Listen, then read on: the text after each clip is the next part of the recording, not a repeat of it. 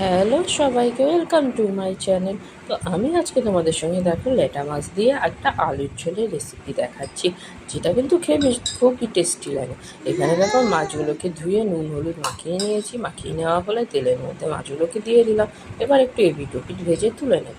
তারপরে এর মধ্যে মিক্সিতে একটা পেস্ট বানিয়ে নিচ্ছি, যেটা দিয়েছি টমেটো দিয়েছি, একটা পেঁয়াজ দিয়ে দেবো, আর দেবো 2 কোয়া রসুন, আর তার মধ্যে দেবো হাফ চামচ জিরে গুঁড়ো আর হাফ চামচ ধনে গুঁড়ো দিয়ে এটাকে ভালো করে পেস্ট বানিয়ে নিচ্ছি। তো দেখো এখানে আমি আলু নিয়েছি, তার জন্য আর অল্প পরিমাণে আলু দিচ্ছি। তার জন্য এখানে আমি 2টো আলু দিয়েছি লম্বা করে কেটে। আলু একটু নুন দিয়ে তেলের মধ্যে ভেজে নিলাম। তারপর তার মধ্যে যে মশলাটার পেস্ট বানিয়েছিলাম, মশলাটাকে দিয়ে ভালো করে কষিয়ে নেব। যতক্ষণ না এটা তেল ছাড়বে ততক্ষণ কিন্তু কষিয়ে নেবো। আর দিয়ে দেবো পরিমাণ মতো নুন আর হলুদ।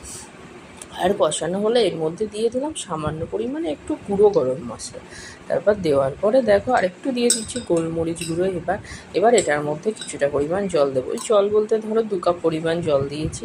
তারপর দেওয়া হলে এটার মধ্যে মাছটাকে দিয়ে দিলাম। ব্যাস, এবার একটু ফুটে উঠলে আমি নামিয়ে নেবো। তো কেমন লাগলো আমার ল্যাটা মাছের তরকারিটা তোমরা কিন্তু কমেন্ট বক্সে অবশ্যই জানাবে।